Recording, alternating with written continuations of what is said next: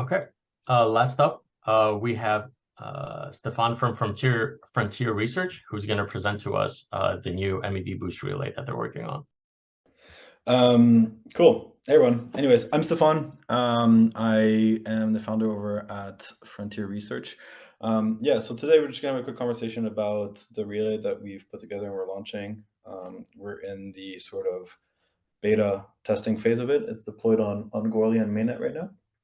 And I'm happy to sort of first walk through what Frontier is and sort of what we exist and why we exist, and then answer any questions about the relay. Hopefully, the goal is to get some people to start connecting with it and help us test it. So Frontier Research, independent research organization. We are working with a variety of different teams across the transaction supply chain. We had a nice event in Paris a few weeks back where we brought a few of the people that we work together. The goal really is to sort of help accelerate the development of MEV infrastructure towards something that is positive sum, something that creates value for the Ethereum ecosystem and the crypto ecosystem as a whole, and sort of helps fulfill the promise that that crypto has for the world. Hey, Stefan, sorry to interrupt. I think for some reason we're not seeing the presentation. It just shows a window that says click to exit full screen. Is it possible when you go into slideshow mode that it's projecting to another screen? Yeah, that might be the case. Maybe I can just keep it on this. Yeah. On the side window.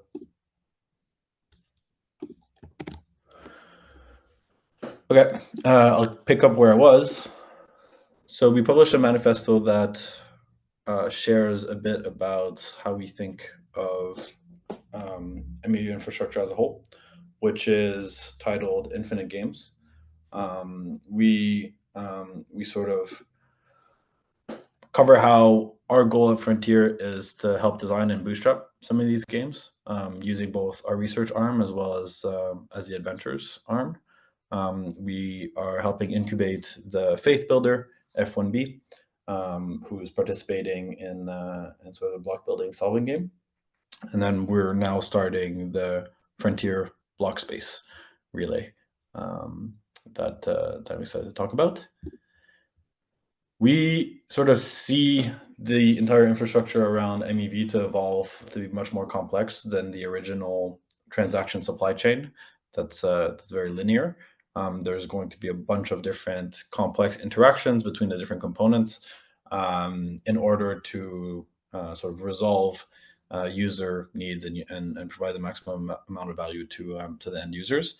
And we see the success of designing this kind of infrastructure to be maximizing the total welfare or total value across all the stakeholders in the system, rather than sort of linearly looking at redistribution of who gets the value that's involved here. So we're sort of reframing the conversation around this.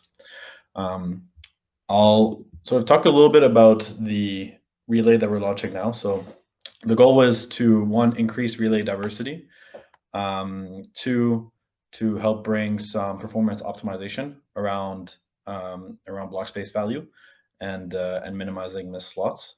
So I'd love to get in touch with anyone in the Lido community that's operating validators and have discussion around how they can optimize their setups for those two things. Another goal is to help introduce some of these next gen features that we see coming down the pipe for relays.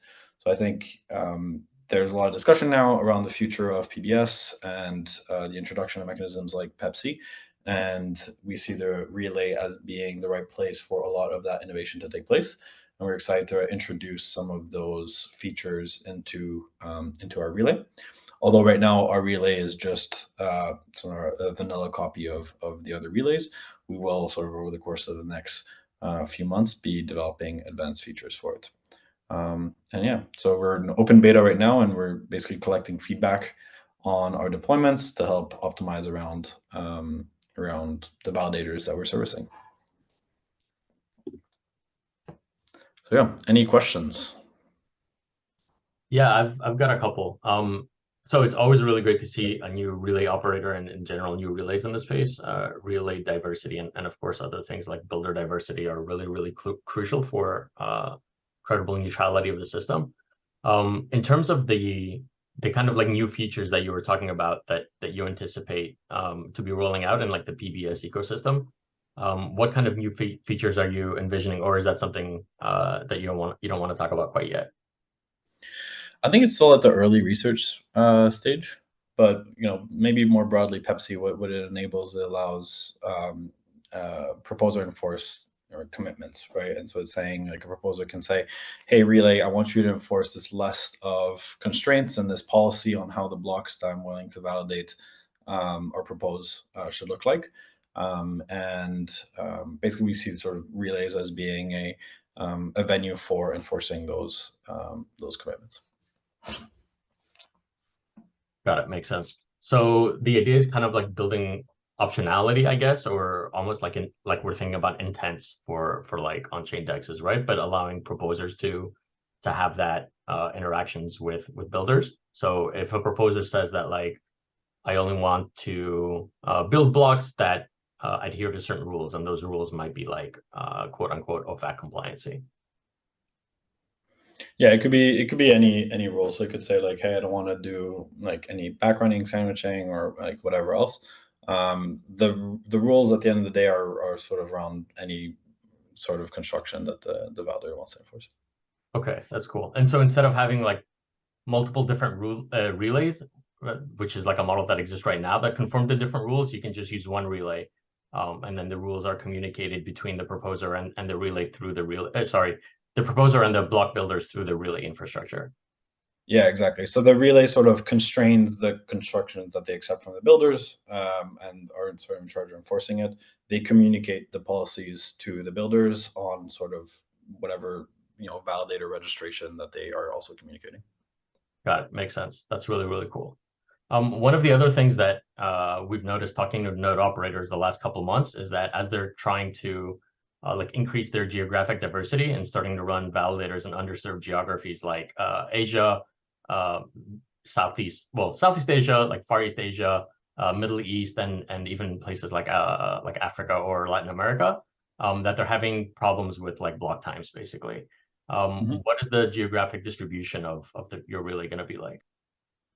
So right now it's deployed in Asia, and part of the reason for that is to like test this, right? See how much latency does this introduce into the block proposal times, and is there a way to have a performant relay that's out there without compromising on missed loss or on block value. Eventually we'll have it geo-distributed and have some probably internal routing that just allow the validator to connect to whichever the ones that they're the closest to. But for the initial testing phase and beta phase, that's where we're deployed. Okay, that's really great. We'll definitely let the node operators that are running validators and nodes out of Asia to heavily test that, because they're usually the ones that complain about block times because yeah, the network is what it is. That's awesome to hear. Yeah. And are you considering like, or at least from what I understand, currently you're using like the Flashbots code base. Are you considering creating your own entire code base, or are the modifications that you're going to do going to be forks of the Flashbots code base? That's not sure yet. Yeah, that depends on what the most modifications end up being. I think we'll probably end up doing a mix of the two. There's just because of the licenses that like Flashbots is running, there's some limitations to what like can be done on that code base. But certainly for the modifications that we do make to that code base, we'll make sure to share them. Got it. Cool. That's great. Thanks. I'm trying to see if there's any questions on the YouTube chat. I don't see any, and I don't see any on Zoom either. Thanks a lot for the presentation. Maybe you can replay the video because I think we missed it basically. Yeah, sure. The graphics look really cool.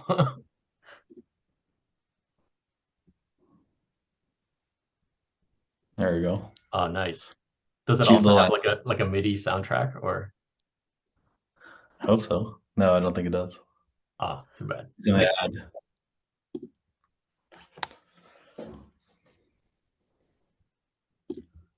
Okay, thanks for having me. Awesome. Thanks a lot. And we'll definitely get the node operators to start testing it out.